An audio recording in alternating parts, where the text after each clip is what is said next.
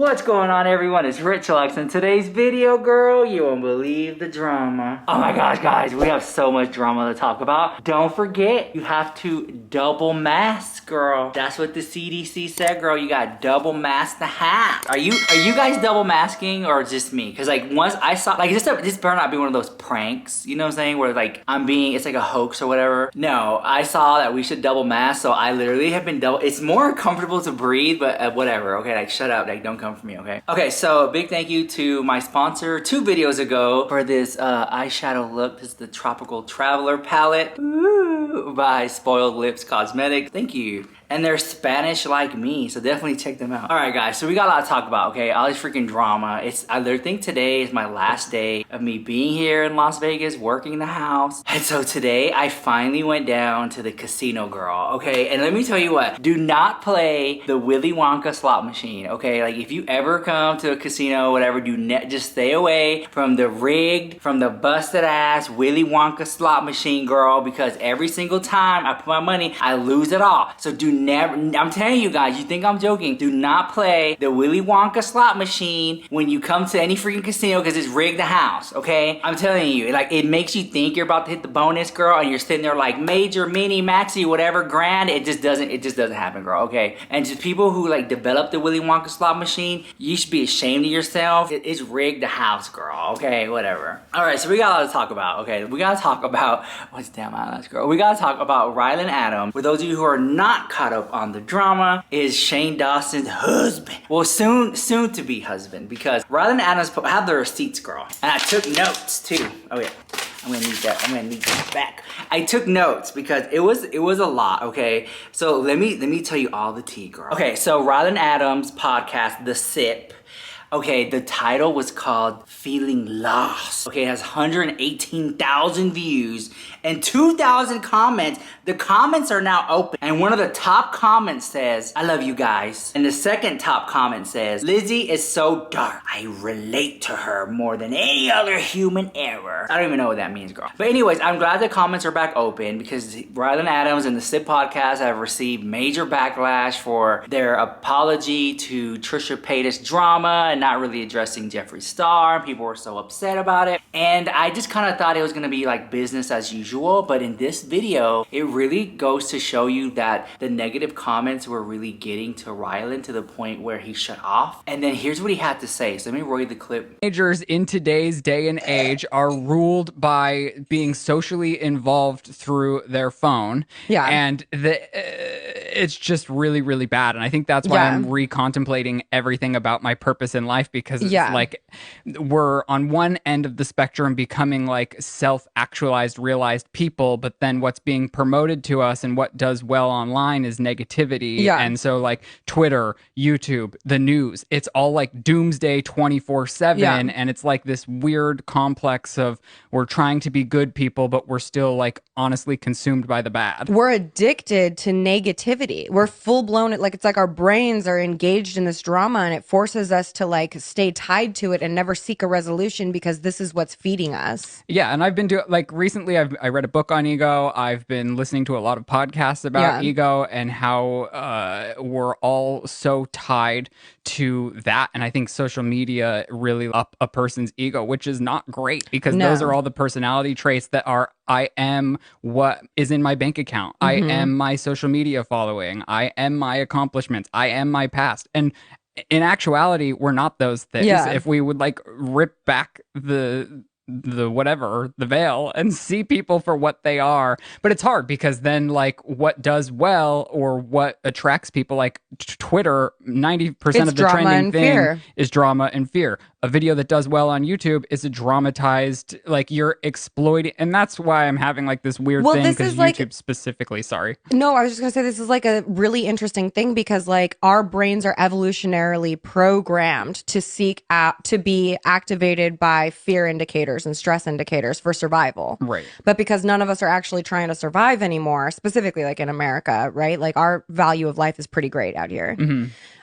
We seek that out elsewhere. So like I was studying film and cinematography and things like that. Right. And there's this book on composition that specifically states like these types of images evoke fear in a person and make somebody stop and watch it because of that evolutionary trait. So like all media, even film and cinematography and things like that. I don't want you to think the whole episode of this podcast is like down on my luck, because it's not that. I think it's more so I've hit a wall with everything, you know, and normally I like our podcast be an escape for everyone that's tuning in, and I still think it is this week, but I couldn't help but put a little bit of like my what is the purpose of anything and my philosophy on it inside of the episode. So I hope you like it. Okay. Whoa. Okay. Okay. First of all, if he was going to make some type of amends or something, maybe that could have been the video he could have done it in. Like, hey, you know what, guys? Just hear me out. Hear me out in the comments down below before y'all come for me. I'm a huge Ryan Adams fan, so don't come for me. Well, there's another dislike right there, girl. Whatever. There's another dislike right there. Say you like Ryland Adams. There's another dislike right there. But I just kind of feel for Ryland Adams. Like, this was his dream, or this is his dream, to have a popular podcast or like gossip show where he talks about hot topics or whatever. And due to the scandal and the drama, you can tell that it just really, like, if you really watch it back and you pay attention to like the verbiage and the body language and stuff like that, he just looks very defeated and he looks like sad. But oh my God, it breaks my heart, guys, because he looks like on the verge of like, why am I even doing this? Like he said he's like contemplating why he's even doing what he does. And I was like, whoa. And it does that to you. Sometimes when you get like massive amount of backlash and you get so many negative comments, you just start to think like, why am I doing this? Like, what is this for? So I can relate to him with that aspect, but I didn't think that he would go there. You know what I'm saying? I thought that he was much more stronger of an individual for him to put up this video called I'm Lost and then talk about what he's been going through. But it just really goes to show you that, you know, some of those comments were like really negative, and he can sit there and say that he didn't read them, but I feel like he did read them. And I think there's like a point where you could hear Shane Dawson laughing, and it sounded like Shane Dawson's laugh. Like there's one little part where you can hear like a ha, and I was like, oh, that's Shane Dawson in the background. But I don't know, girl. So I don't know. You would think that, I don't know. I see them as like immortal beings or something. Like I just never thought that they would go through something like that, you know. And I just the fact that he is got all the negative comments and all the hate comments, and to see him going through it and contemplating why he's even doing the show and why he's even doing YouTube and his existence is just kind of like sad, you know. And it really does. And I said this the other day, like it really does break someone down. Like y'all can leave, you know, discouraging comments, and just be careful with how you say it or what you say, because it can literally tear people down. And I mean, we wanna see them like build themselves back up or like make the appropriate changes and stuff like that. But I just feel like at the end of the day, like they have to change, you know. Like if whatever issue you have in Ryland Adams, all you can do is to maybe leave it in a comment nicely. And if he changes, he has to change. Like he has to be the change. Like he has to want to change if there even is something that he feels that he needs to change about, you know. And at the end of the day, he doesn't really need to make YouTube videos. I mean, I feel like he had it made. He has an amazing career. I don't know. It was just like to see it, I was like, oh, okay. And I get it. I totally get it. A lot of people do not like Ryland right now. A lot of people do not like Shane Dawson right now. And I always say the pendulum always swings, and one minute they like you and the next minute they don't and stuff like that. But just to see him just talking about himself and not like the best light, I just kind of felt, again, I know y'all always say like, you know, that's like my weakness or whatever. Like every time I see someone go, these people, I guess I just humanize them so much that I just kind of see through like, oh,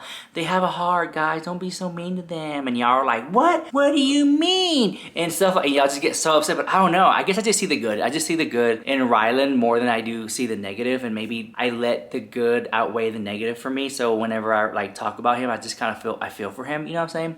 But I mean, I don't ever think I get on here and just really bash someone to the point, you know what I'm saying, on here anyway. And if I ever did, I apologize wholeheartedly. But that's not my intention. But I don't know. I'm noticing more and more now that I'm just kind of seeing things from a different perspective, you know, from I guess most of the internet. And I'm just kind of like, I understand why people are upset about it. Like I get it. But at the same time, like he doesn't. Like I feel like he doesn't understand. Like he missed the mark. But I feel like he doesn't. He's like, well, no, that's like irrelevant because this is what I'm focusing on. So maybe that's what he's thinking about. But I don't know. It's different. I don't know. I just feel for him, and seeing it made me sad when I watch him talk about himself like that. And then everyone's like saying that girl, that his co-host is just like that they love her more than him, and now she's getting all the spotlight and stuff like that. Like, oh my God, it's just a mess, girl. It's a mess. That's why I said That's why I said I'm just gonna quit. I'm just gonna quit my job. I'm gonna quit YouTube. I'm gonna go work at the Ross because these girls are just so messy. The house, girl, they're so disrespectful. All of them, girl. It's like, oh my God. And like I said, if I go work at the Ross, I'm gonna make my drama videos about the drama that's going down at the Ross, girl. And when they, you know, with the security guard in the parking lot who's messing around with the cash register girl, when they fire me, so I'm gonna go on my break. I'm gonna go straight to the car, girl, and make my video. I'm gonna go like, you guys. I'm having my little blue Ross shirt on. You won't believe it. I'm on my lunch break and Martha is stealing money out the cash register. And Miss Melissa is in the back and she hiding the merchandise for a couple months so it gets extra marked down, and then the security guard messing around with both of them, and they just hired this new girl and he's talking to her. Girl, I'm gonna spill all the tea, girl, and they're gonna fire me. And that's fine. I'll just go right next door and work at the Marshalls, girl. Not bothered. They probably get paid more too, okay? Yes, ma'am. Anyways, let me know what you think of the drama with the Shane Dawson. And like, do you think that Shane Dawson is manipulating him, girl? And do you think that Riley is manipulative and they're trying to just maybe spin it? You know, like, you know what would be really cool? If the SIP wanted to get some freaking views, girl, they should have Shane Dawson sitting there, girl, as for an interview. Interviewing my husband. Like that, you know, because they're about to get married, so Riley could interview his husband and be like, what's going on? Where you been? And like, oh my God. I mean, you know, he needs to start somewhere and interview all these people. Interview Shane Dawson's ex-friends, talk about pop culture. They should bring some comedians on the show, girl, like that one lady, Kathy Griffin. Bring her on the show, interview her. I know they're good friends with her, and just like, oh my God, it'd be amazing. Anyways, let me just think about the drama. No, I'm not gonna go downstairs and play the damn Willy Wonka machine. I'm done with that at the house, okay? And I'll see you guys in the next video. Bye, love you so much.